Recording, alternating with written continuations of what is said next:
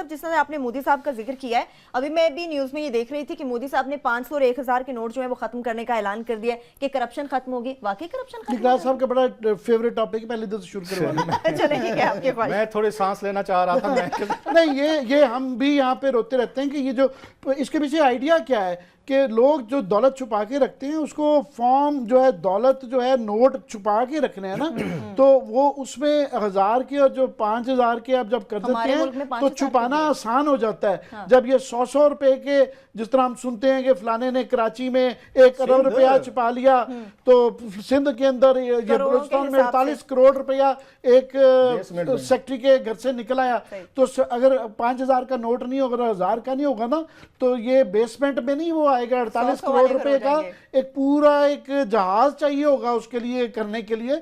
तो आइडिया ये, और वैसे भी ये हमारे मुल्क में आप देखिए, अमेरिका में आज से 100 साल पहले भी यही डॉलर था, यही सेंट्स थे, ये वो आज तक चल रहा है। ग्रैंड जिसे कहा जाता है $1000 का, वो किसी ने देखा नहीं होता। वो एक सिक्का है जो शायद होता है, मैंने कभी नहीं जिंदगी में देखा।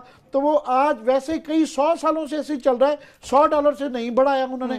तो हमारे यहाँ हम टकों कौड़ियों से चले थे। मेरी जिंदगी में मैंने बचपन में पैसे देखे हुए हैं, आने देखे हुए हैं, और हम 5000 तक पहुंच गए हैं 50 साल की मेरी जिंदगी में। मैं जरा इसको हमने तो 5000 वाले भी नोट, वही अभी आएंगे, 50000 वाला आएगा। हम आगे जाएंगे, पीछे नहीं जाएंगे।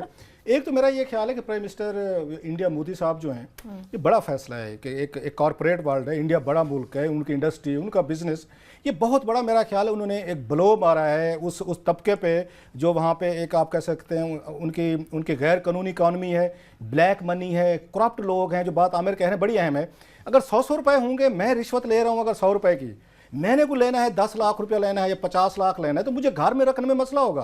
अगर मुझे आपने अगर 5000 के नोट में देने, ये तो आराम से उठाएं, एक छोटा सा बैग बना किसी अलमारी में उसको वो कर दें। ये इसके पीछे बड़ी फिलॉसफी है जो आम लोग आम नहीं समझेगा कि इससे क्या फर्क पड़ता है। भाई बड़ा फर्क पड़ता है। 5000 के अगर 500 नोट होंगे, अगर एक 100 रुपए के, तो उसको रखना मुश्किल है। एक बात ये, मोदी साहब का ये बड़ा फैसला है, we must learn from it. इसके पीछे एक बड़ी थिंकिंग खड़ी है, एक बड़ा एक उस पर कंसेप्ट खड़ा हुआ है कि करप्शन तो रुकेगी, इस पे लोग डिस्करेज होंगे, नोट या करप्शन का थोड़ा सा लेवल कम हो जाएगा। जो पहले लेता था ना 50,000, वो अब कहेगा 5,000 ही दे दे, 100 वाले 5 ही दे दे यार, ये वही काफी है, ये कौन रखेगा, कैसे रखेगा, या पकड़े जाएंगे। और इसका एक और बड़ा एक इम्पैक्ट होता है इन्फ्लेशन।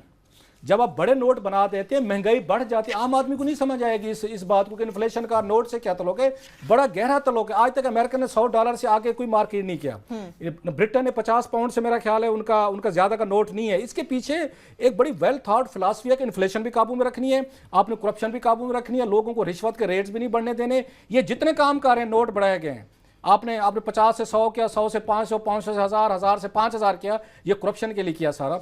मोदी साहब ने जैसे बड़ा फैसला किया ना, मैं समझता हूँ it's good for India as well, उनकी इकॉनमी के लिए, उनके लोगों के लिए। एक बड़ा फैसला और करें, वाजपेयी साहब जैसे वाला रूट लें, दोबारा नवाज शरीफ के साथ एंगेज हूँ या पाकिस्तान के साथ एंगेज हूँ, जो हमारे आउटस्टैंडिंग इश्यूज हैं उनके साथ, ये रीजन नहीं तरक्की करेगा। इंडिया भी ट्रबल में रहेगा, हम भी ट्रबल में रहेंगे, अफगानिस्तान भी रहेगा। उनको वाजपेयी साहब जैसा बड़ा दिल दिखाना चाहिए।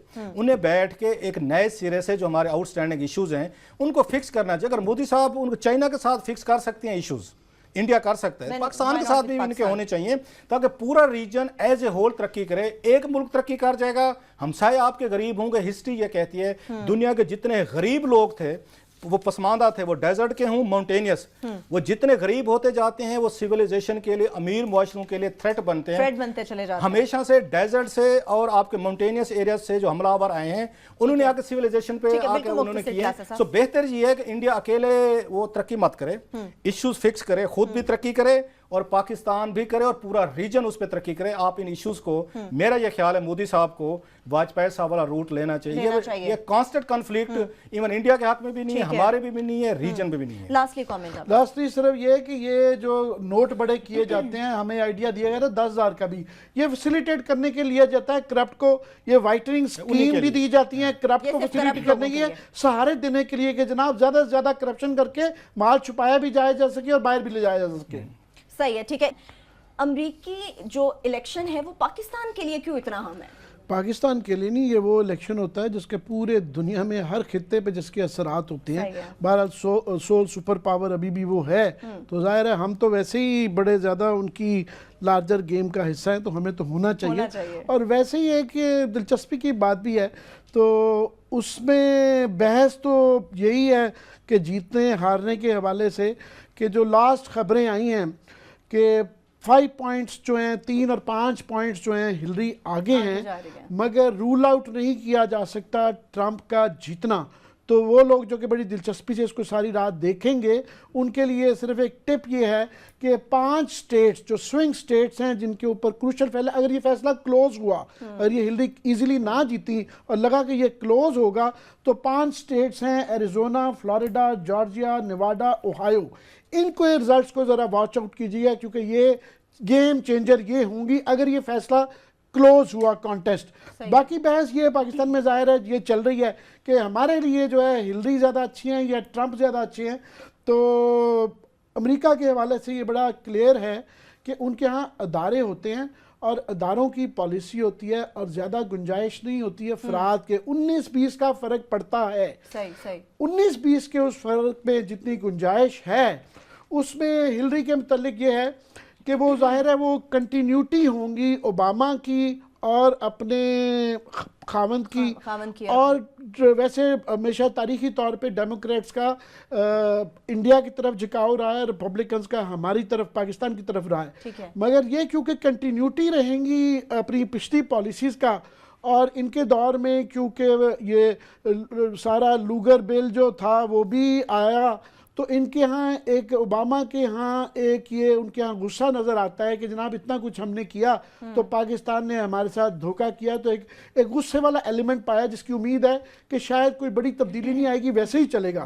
तो ट्रंप के मुतल्लिक गो के हमारे यहाँ बड़ी एक नफ़रत सी पाई जाती है और बड़ा अनफैशनेबल है उनके बारे में। मगर पाकिस्तान के मफाद के हवाले से अगर बात की जाए, फैशनेबल इसलिए है कि उनको वो करना कि वो एक मॉन्स्टर्स सी सिचुएशन उनकी बन गई भी है कि वो मॉन्स्टर इसलिए लगते हैं कि उन्होंने जिस तरह हिस्पैनिक्स को कहा कि ये क्रिमिनल्स हैं, ये रेपिस्ट हैं, मुसलमानों की उन्होंने कहा है कि मैं इमिग्रेशन बंद कर दूंगा, और उसके बाद जो है और भी इस तरह की बड़ी औरतों के हवाले से बड़ी खौफनाक, माइनॉरिटीज़ के हवाले से बड़ी खौफनाक बातें हैं। तो उनके हक में बात करना बड़ा मुश्किल सा लगता है। मगर पाकिस्तान के मवाद से कुछ चीज़ें हैं उनके हवाले से दिलचस्प, अगर हम अपना मफाद देखें। मैं क्विकली कह देता हूँ, फॉर एग्जांपल वो जिस तरह इनकी कंटिन्यूटी ऑफ पॉलिसी हिल रही होगी, वो एक चेंज ला सकते हैं। उनके यहाँ पॉसिबिलिटी चेंज किया है, ना सिर्फ हमारे वाले से, दुनिया के हवाले से। फॉर एग्जांपल उनकी पॉलिसी में उन्होंने कहा है कि दाइश को जो भी अपोज करेगा मैं उस मुल्क का साथ दूंगा। इसका मतलब है कि मिडल ईस्ट में इस वक्त क्योंकि ईरान, हिजबुल्ला, रूस ये बशर अल असद को सपोर्ट कर रहे हैं, टर्की भी उसमें आ गया है, तो दाइश को सपोर्ट करने के खिलाफ खड़े होने का मतलब है कि वो बशर अल असद को सपोर्ट करेंगे। इससे पूरा मिडल ईस्ट चेंज हो जाता है। फिर उन्होंने कहा है कि जनाब मैं नेटो को डिसबैंड कर दूंगा। ये एक बहुत बड़ी तब्दीली है।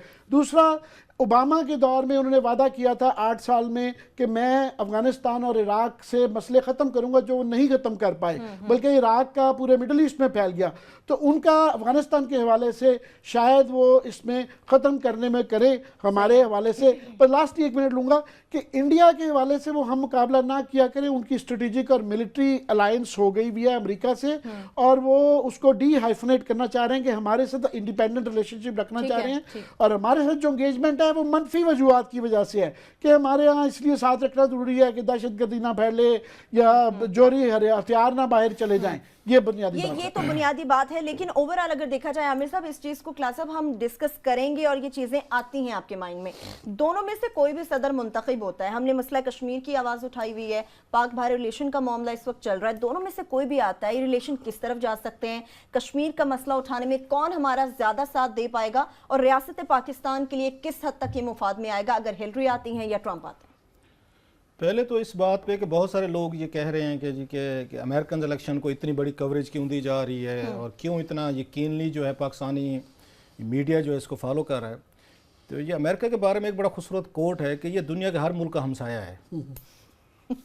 ये उसका भी बड़ा मशहूर कोट है उसके बारे में, लिहाजा ये हमारा भी हमसाया है। ये ना कहा जाए कि हमसे ये 24 घंटे की ट्रैवलिंग पे रहता है जहाज़ की, तो लिहाजा बहुत दूर है, वो कहीं दूर नहीं है। दुनिया में जहाँ भी है वो हर एक का वो हमसाया है, उसकी दीवार उसके साथ मिलती है। लिहाजा हमें देखना पड़ता है कि वहाँ पे कौन ये लोग आ रहे हैं। ये सिर्फ हम नहीं देख रहे हैं, क्या हो रहा है वहाँ पे? ये पूरी दुनिया देख रही है। रशियंस बड़े इसके साथ देख रहे होंगे, मतलब इस वक्त सबसे ज़्यादा इंटरेस्ट जो है वो तो रशियंस को होगी, या जैसे अभी इन्होंने कहा कि बशार अल असद को होनी चाहिए, या इवन मेरा ख्याल ईरान को होनी चाहिए कि अगर वहाँ पे ट्रंप जीतता है तो उसके बाद रशियंस जो हैं, आज जो नया अलायंस हमें नज़र आ रहा है रशियंस का, ईरानियंस का, और साथ में वहाँ पे ये शाम में, तो ये तो ज़्यादा उस पर पावरफुल होंगे। हाँ, उसके बाद ये जो सऊदीज़ हैं सपोजली वो ज़्यादा कंसर्न होंगे अगर वहाँ पे ट्रंप अगर जीतता है, क्योंकि उसकी जो आइडियोलॉजी है उसकी ट्रंप की, वो सऊदीज़ के साथ मैच नहीं कर रही। सो इसकी बड़ी इंपॉर्टेंस तो आएगी। लेकिन जैसे आमिर ने कहा कि इनका उन पर कंट्रोल कितना है फैसले करने में। अल्टीमेटली जो अब तक हमने कुछ उनकी बुक्स पढ़ी हैं, या जो उनका अमेरिकन प्रेसिडेंट का बैठ के उनका अपने फैसले करने का स्टाइल है, उसमें तो सारे के सारे लोग उसमें बैठते हैं, बड़ी एक डिबेट होती है, और प्रेसिडेंट के पास बड़ा ये कम मेरा ख्याल है ऑप्शन होता है कि बहुत सारी चीज़ों को रूल आउट करते हैं।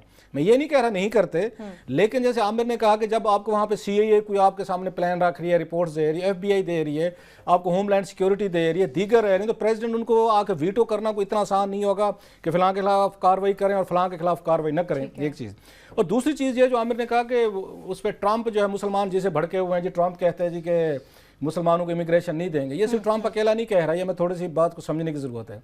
इस वक्त आलमोस्ट अब यूरोप में देखें कि यूरोपियन ममालिक में भी बहुत सारे अब एक वहाँ तबका पैदा हो गया जो मुसलमानों के खिलाफ है। बिल्कुल ठीक है, जो ये कहते हैं कि इनको मत दें। अब हमने फ्रांस में देखे, वहाँ पे अटैक्स हुए हैं, ब्रसल्स में हुए हैं, इससे पहले हमने स्पेन में देखे हैं, बेल्जियम में देखे हैं।